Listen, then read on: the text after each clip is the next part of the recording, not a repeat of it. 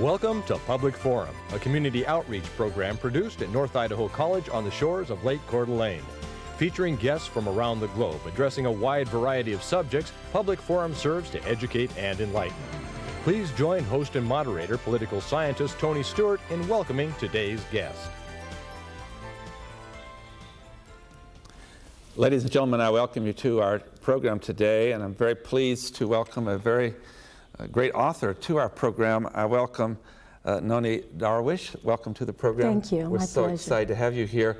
And you have been invited to our program because you're in Spokane for a special program. And also, both the panelists and I have read your book called Now They Call Me Infidel, Why I Renounce Jihad for America, Israel, and the War on Terror. And I would show this to our viewers, and we would certainly recommend this book for reading. And I want to say a little bit about our guest. You were born in Egypt. You were a native of Egypt, and your father was a very prominent Egyptian military general, and you grew up in that country and went to school there, and you also, I understand, have a background in journalism and a degree in social anthropology from the University of Cairo in Egypt. And you're certainly today an American citizen. We're pleased that you're in this country, and you're a spokesperson for for progress and minority rights and human and women's rights in relation to the Middle East. And you tour all over the United States speaking, and I understand you have a second book that is underway. We really welcome you to the program, and thank you for taking this time. You've been very patient with us. We had technical problems today. My pleasure. Thank you. And I welcome our regular panelist, Erna Reinhardt, who's Director of Public Relations at North Idaho College, and she will start today's questioning of our distinguished guest. Nani, welcome to the show. It's absolutely an honor to have you not only here on our show, but in our city for this, for your presentation tonight. We look forward to learning a little bit more about you and a little bit more about your culture. Let's start today's show with, if you could paint for us a picture about those early days in your childhood, where you grew up and what your family was like, and a little bit about Egypt in those early years. I was born in Cairo in 1948, and in the 50s I grew up in Gaza, because Gaza was under Egyptian control at that time. It was a time of Gamal Abdel Nasser, the president of Egypt. He was a nationalist, and he wanted to unify the whole Arab world and destroy Israel. So Gaza was used as a shooting ground on Israel. My father headed the Egyptian military intelligence in Gaza, and he headed the Fida'iyyin. By Fida'iyyin, the literal meaning is self-sacrifice. See, these are men who went into Israel and caused a lot of damage and destruction and death. And it was a very unrestful time between Egypt and Israel. So I grew up in Gaza elementary schools, and I learned about just hate, vengeance, retaliation. Peace was never discussed as an option. It was always, we want to throw Israel in the sea. And we were just told a lot of, as children, I was told, for example, don't take candy from Jews. It could be a Jew trying to poison you. So when they filled the hearts of children with fear of a whole group of people, just because of their religion. So that made hatred come easy to us. And terrorism was acceptable. Mm-hmm. So terrorism of through jihad to non-Muslim was something honorable. That's how we were taught.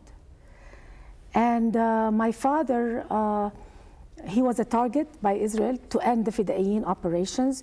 There were 2 assassination attempts on him. One of them, Israeli commandos came into our heavily guarded home one night, and he was not home by coincidence. They only found women and children, and the Israeli commandos left us unharmed. And my favorite soldier, actually, he was guarding our home. They took them all for interrogation to see which one was the traitor, the Egyptian government. And my favorite soldier never came back. He was killed in interrogation.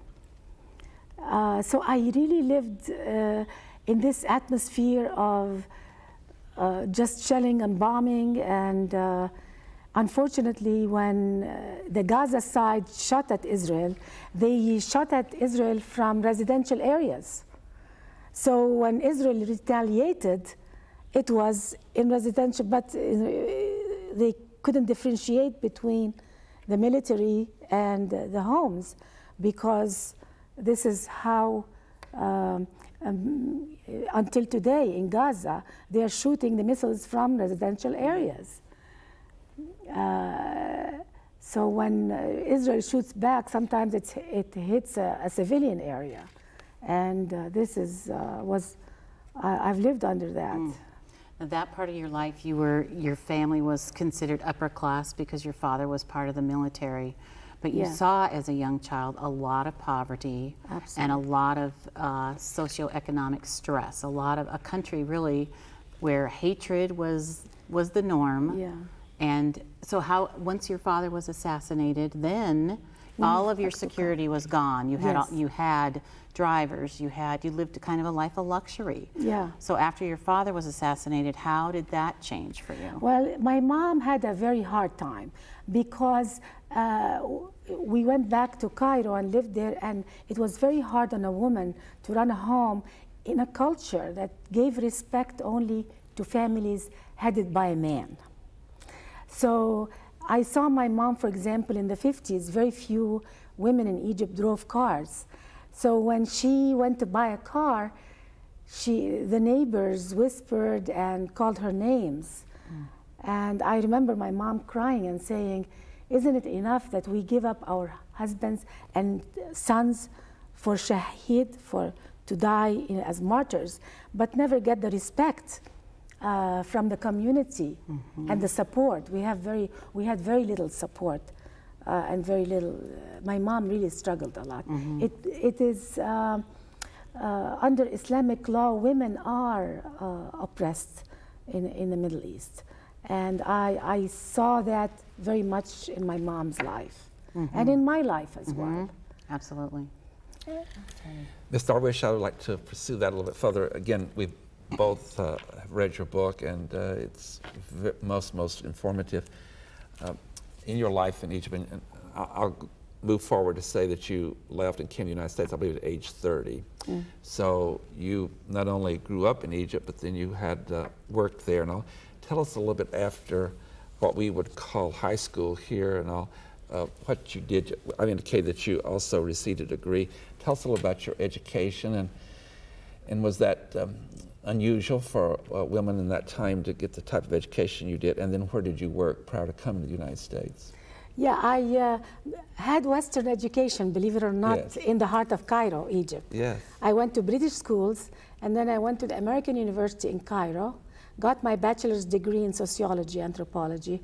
I worked as a journalist for 6 years at the Middle East News Agency, and worked a little bit after that in some American companies for a year. And then I moved to the States in November of '78. And so during this period of growing up and then also having a Western education and having the contact that was international, would you be so kind as to tell us something about the transition I believe was starting before you ever left Egypt? We're going to spend a considerable amount of time talking about the Islamic world and the religion and the culture, but give us a little bit about where you were at one point and the kind of transition took place and what caused that to happen. Yeah, well, like all people in the Middle East, I grew up as a Muslim, and in a very difficult time of Egyptian history. I witnessed the 56, 67, and the 73 wars, and all the hardships and in between. Egypt's economy really deteriorated badly. So even if you're wealthy, you had to go through shortages of food and shortages of a lot of things in your life. It was a Egypt started deteriorating, especially after the '67 war with Israel. It was a very difficult time. There was a lot of poverty, but the Egyptians lived under the atmosphere of what our media and our politicians wanted us to know. There is a lot of wish to control the minds of the people in the Middle East. The Arab street had to be always angry and kept angry at the outside world. This is something that Arab media promoted, Arab politicians promoted. So we don't have time to look at our internal problems. So Egypt had a lot of internal problems, just like everywhere else in the Middle East. Despite of the wealth from oil in many Middle Eastern countries, there was still a lot of poverty. So I lived through that period, and as soon as I had a chance to move to America, I was very, very happy to get that chance. So I moved to the United States in November of '78, and as soon as I moved to the States, I was very glad to become part of this country. I started immediately seeing the difference.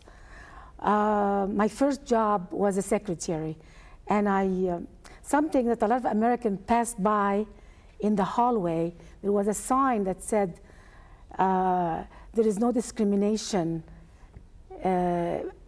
for, depending on your sex or gender or race. This is something that is very unique in this country, but people take it for granted in America, because in the Middle East, there is discrimination, official discrimination between different religions. The religions that are not Muslim are discriminated against. Gender discrimination, class discrimination. Let's pursue that a little bit further. Before you came to the United States, you experienced this, and you've written about it in your book at some length. Under the Muslim environment or Islamic religion, let's talk a little bit about, as you observed it, the role of women and how that is so different from the status of women in much of the Western world, and certainly in the United States. Yeah. Well, all Muslim countries follow something called Sharia law, Islamic law. There is various degrees of how they apply it. For example, in Saudi Arabia, it's almost 100% they follow it. But in Egypt, family law is all Sharia, Islamic law. Under Sharia law, a man can have up to 4 wives. There is a Muslim marriage contract. And in the marriage contract, there is 3 spaces empty for the man to fill out. Your name and address of wife number 2, number 3, and number 4, if any. And that's in the contract itself. So there is no loyalty. There is no vows of loyalty in the marriage from the man. I also understand in your book that you indicated after the marriage with the first wife that she does not necessarily know about the second, third, and fourth. Is that correct? Yes, sometimes it's done by secrecy, and that kind of marriage it's not recorded in the government, but it's allowed under Islamic law, and it's called the urfi marriage. So this can be with a witness, and they fill out a form, and unfortunately, this destabilizes the family unit. It causes a lot of frictions, and women become distrustful of their husbands. So there is a lot of built-in anger because of polygamy, and even if the man never marries, it's always in the back of the mind of a woman that he can do it. In time of trouble, it can happen. Divorce also isn't only in the hands of a man. The inheritance, a woman gets half the inheritance of her brother. And in court, a woman's testimony is half the value of a man's testimony. So if a man and a woman go against each other in a case in the court, he always wins unless she has one more witness to support her. So there is there is discrimination legally under the law against women. Thank you. Erna Reinhardt. I want to get pretty soon to more about your life in the United States and some of your feelings about that, but I want to continue this thought because this is interesting to me. Tell us about how important a woman's reputation was in Egypt and what that meant to the family. That is so crucial, and I was really surprised that women are not part of the religious education. They completely keep the women out of the mosque. that part of that. So those two things, please. Absolutely. A mosque in the Middle East is a man's world. Only men go to mosques and sons, and women are expected to pray at home.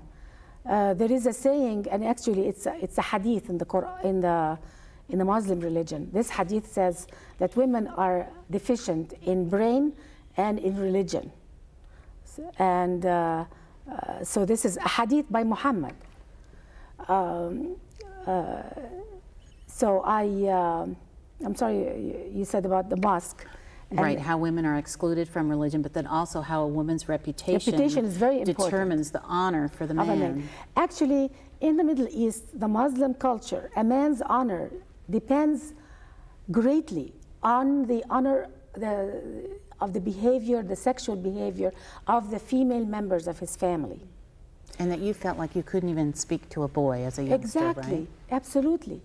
And so because of that, women have to be guarded by men. That's why many of them force Islamic clothes on them. For example, one time I was waiting for my mother to pick me up from school, and I was waiting on the sidewalk, and a boy came to talk to me, and he was far. And as she came and she saw a boy talking, I went in the car, and I knew that she was going to be mad at somebody, but I didn't do anything. But she was telling me, how could you stand and a boy talking to you, your reputation? Don't you know we're a family without a man? So a girl's reputation, she has to worry. And it's not just that, smiling at a man can get you a bad reputation. And if the woman behaves improperly, then the men, what happens then to the men? She's easy. Yeah. They call her she's easy. And then the men become... You're not interested in them. Right. They look at them. So you have to be, if you see a man, you almost have to act like nobody's there. And there is no dating.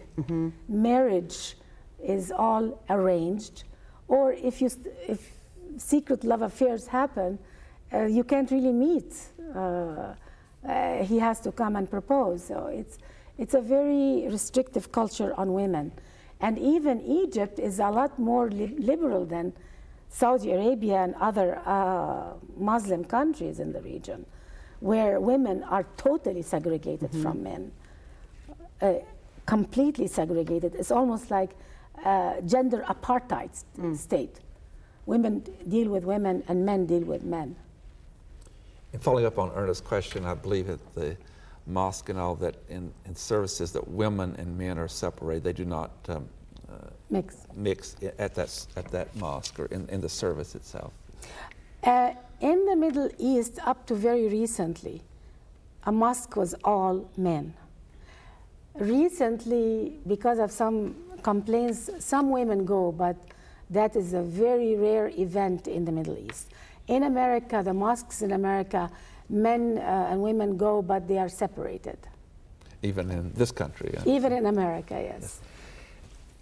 I have several questions that deal with it's the reason all countries, even, and we'll talk later about Christianity, which you have become a Christian, but there's different denominations within the faith and all. I want to talk about, first of all, that in the issue of where a woman or women have been interpreted to bring dishonor to their brothers or their father or even their husband. We hear a lot about that in some of those cases that men actually have killed their relatives? Honor killing, yeah. It happens in the West, right here. In America, recently there was a father who killed his 2 daughters, and he was from Egypt. And I think he fled to probably to Egypt because they can't find him. It happens in Canada, in Europe, in Germany, even though there is no Sharia law there. But there is, that is a major problem. And I grew up with many stories. We had a maid in our house, and out of luck, births in the Middle East is almost unheard of because the penalty is huge. But this maid, when my mom noticed that she was pregnant, so she talked to her and she said, what happened? And she confided in my mom that the house she worked in before coming to us, she was being raped regularly by the man of the house. And when the wife discovered it, she kicked her out. And that's when she came to us. My mom didn't want to send her back to her family because she knew that her family might kill her. So she sent her to a government agency. A year later, the agent who brought her to our house came, and my mom asked him what happened, and he told her, may God prolong your life, madam. In Arabic, if you ask somebody about, how is your mom? Oh, may God prolong your life. It means they died. And when we asked him how, he said her father and brother took care of her dishonor. Because they burden the men with the honor, their honor is linked heavily to the honor of their women. And that's why the punishment is heavily. But this can go back to Sharia Islamic law, because under Sharia Islamic law, there is a law that says, Islamic law, that a murderer will not be punished if the murder is done against a woman who has extramarital affair, or if it's against somebody who left the religion, he's an apostate of Islam, or if it's against the highway robber. So there are 3 murders that are forgiven under Islamic Sharia law. I wanted to pursue another area, and we're somewhat short on time on this particular program this week, but since the Iraq War has been taking place, we've heard a lot about the division in the Muslim world, particularly between the Sunnis and the Shiites. And we know that in most Islamic countries, the Sunnis are the majority, but not true in Iraq and not true in Iran. Can you shed some light upon the differences and the friction between, although it's the same, umbrella of religion, and does that make a difference in what happens in a country if it's dominated by Sunnis or it's dominated by Shiites? I think there are radical Sunnis and radical Shiites. Okay. And the problem to the West really is from both. Because terrorists, there are Shia terrorists and there are Sunni terrorists. So when it comes to the West, really it doesn't make a big difference. The radicals are both very anti-American and anti-Israel. Absolutely. So, but the problem is that, unfortunately, some sects of Islam regard the other sects as apostates, as deserving of being killed because they're not true Muslims. So the threat is not just against Israel and against Christians and against the West, it's internally, it's between Muslims. What is the particular disagreement they have on the interpretation of the doctrine? I think it's all, the Shiites are loyal to Ali, which is the grandson of Muhammad, and the Sunnis are, they are not, actually they actually killed Ali in the historically, yes. So there is this animosity also because of the Khilafah, the Khalifa, which is who is going to take the leadership of the Islamic State after Muhammad died. So Ali wanted it, and the Sunnis wanted it, and that's where it started. That's the root of the friction. And that's handed down from one generation. One generation to the next. Again, we have about 3 or 4 minutes, and with your background there, and later in the next program we'll get into some other issues and the Christianity issues that now that you are a Christian. But do you have any hope of, in countries such as Iraq, that if we, for example, withdraw and all, that there'll be some way of making arrangement between these factions? I don't think so. I think the problem is so rooted in the history of animosity. And hundreds of years. Hundreds and hundreds of 1,400 years of hatred will not, it has to come from within. And that's the problem about America. The peace cannot be forced upon them, you're saying? Yes, absolutely. But still, there is some role that the West can do, which is at least show them a good example of how America, by its own existence, by showing that different races, different religions can live in peace, maybe we can impact them a little. On that note, we have to bring the program to conclusion. Ms. Darwish, it's been a pleasure having you here. We'll continue this next week and talk about some of the other things in your experience in America and why the book is called Now They Call Me an Infidel. Thank you so very much, and we look forward to the next interview. My pleasure. Ladies and gentlemen, please be with us again next week, and we'll continue this discussion. Until then, please have a good week. I am Tony Stewart.